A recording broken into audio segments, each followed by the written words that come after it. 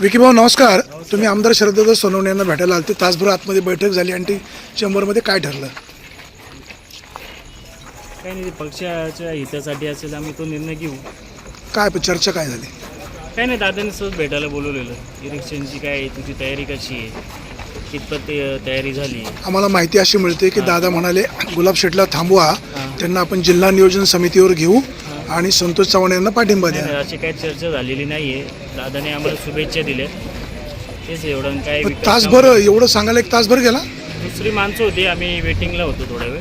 हो, तुम्ही अँटी चेंबरमध्ये तासभर बसले होते. विकी भाऊ खरं बोला ना. खरंच बोलतो सर, तुमच्या कसे फोटो. भाऊ तर आम्ही बाहेर बसलो होतो, तुम्ही एक तासभर आतमध्ये बसले होते. चहा, दादांनी नाश्ता दिला, चहा पाणी दिला. तासभर काय नाश्ता केला? पोहे होते. पण आतमध्ये कोण कोण होतं? मी, मंगेशान आणि माऊली शेट तालुका प्रमुख. मग काय झाली पक्षाची चर्चा नेमकी काय झाली? मग दादांनी शुभेच्छा दिल्यात आम्हाला लढण्यासाठी. आघाडी युती काय होणार त्याबाबत आमचे तालुका प्रमुख, जिल्हा प्रमुख ते निर्णय घेतील. माऊली खंडागळ्यांची काय चर्चा झाली? नाही, माऊली शेटनी सांगितलं आपण कोणावर गेलो काय होईल, कोणाशी लढलं पाहिजे, त्या चर्चा झाल्या आमच्या तिघांमध्येच. काय सांगितलं? तेवढं मी मोठं नाही निर्णय घेणार. जे निर्णय घेते ते जिल्हा प्रमुख असतील, आमचे तालुका प्रमुख असतील, सचिन भाऊ आयर असतील, थोरात साहेब असतील. त्या दिवशी थोरात साहेबांनी तुमच्या बाईटमध्ये सांगितलेलंच आहे. माऊली खंडागळ्यांनी तुम्हाला इकडे बोलवलं की शरद सोनवणे यांनी बोलवलं? दादांचा कॉल आला होता. दादा बोलले तयारी कुठपर्यंत झाली, कशी चालू आहे तयारी, वातावरण कसं आहे, त्यानिमित्त एक भेट म्हणून. माऊली खंडागळे इथं येऊन, तालुका प्रमुख आहे तुमच्या पक्षाचे, इथं येऊन भेटताय, त्याची कल्पना तुम्हाला होती का? मी वाणी साहेबांच्या न्यूज चॅनल मी ते मेसेज बघितलेला. म्हणजे तुम्हाला कल्पना नव्हती. कल्पना नव्हती. तालुका प्रमुख तुम्हाला विश्वासात घेतात का? हा, घेतील आता याच्या पुढं. आज विश्वासात घेतलं? आज तर नाही घेतलं, दादाने विश्वासात घेतलं आम्हाला. दादानी काय म्हणाले? दादा शुभेच्छा दिल्या पुढच्या याच्यासाठी. लढा तुम्ही. हो, मग काय संतोष चव्हाणांना माघार घेणार का? ते पण लढणार आहे. म्हणजे मैत्रीपूर्ण लढत होणार आहे. माऊली खंडागळे तिथं आले होते, तर त्यांची चर्चा नक्की काय झाली होती? तर ती आता ते मोठे नेत्यांचे ते तिघांमध्ये काय चर्चा आहे, मोठे नेते दोघांमध्ये. शिवसेना पक्षाची आहे, सगळे शिवसैनिक आता ते बघतात. मी युवा सेनेचा पदाधिकारी आहे. अहो पण शिवसेनेची आहे, नक्की चर्चा काय होती?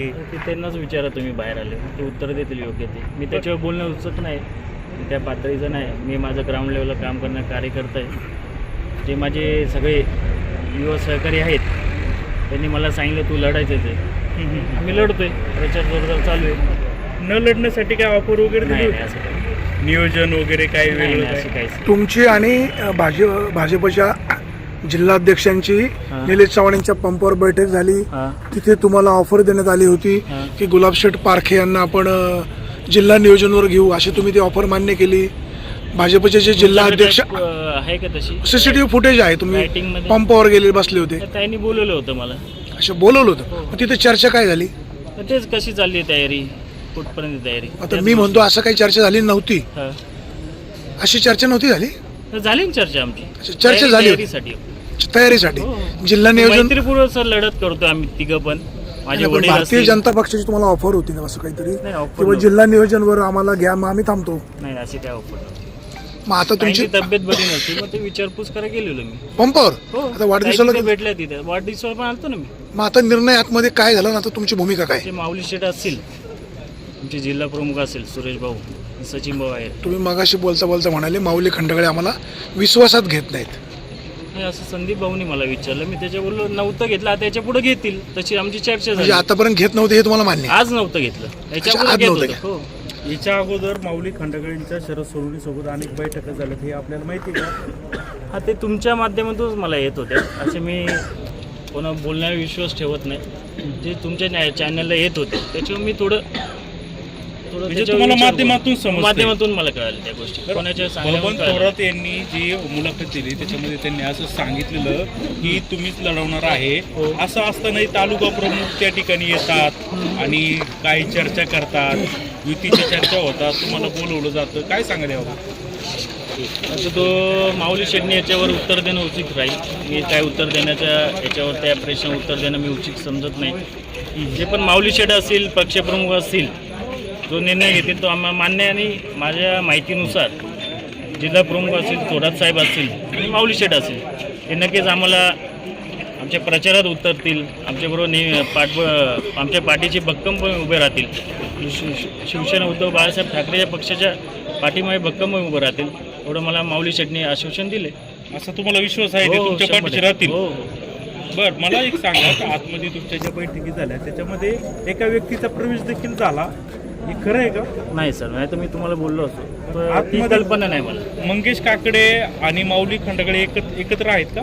हो, ते सेपरेट कॅबिनमध्ये बसलेले आहेत. शरददादांचे काही कार्यकर्त्यांसोबत मीटिंग चालू आहे आणि शरद दादा सेपरेट मीटिंगमध्ये मीटिंग चालू आहे. बर, मग काय त्यांच्या बोलण्यातून आलं मंगेश काकडेंच्या किंवा माऊली खंडगळ्यांचं, काय सांगू शकाल? नाही, ते बोलले मी तुला कॉल करतो, ही मीटिंग झाली होती त्यांची, आपण त्याच्यावर मग AB फॉर्म कधी देणार आहेत ते आम्हाला, ते त्यांना विचारलं. ते बोलले उद्या परवा आपल्या हातात भेटेल AB फॉर्म.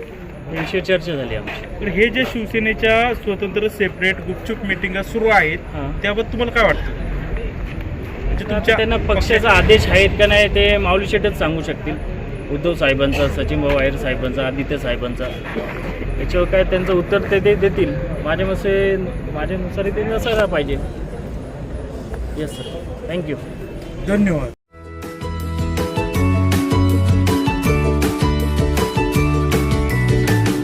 बातम्या शेतीच्या, बातम्या मातीच्या, बातम्या अन्यायाच्या, गुन्हेगारीच्या,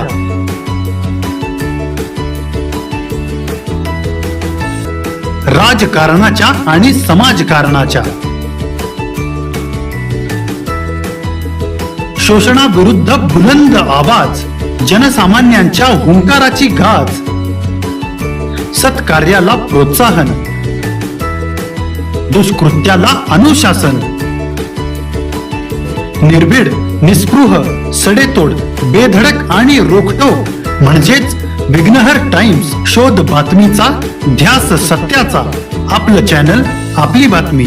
सबस्क्राईब तर कराच, पण बेल आयकॉनवर क्लिक करायलाही विसरू नका.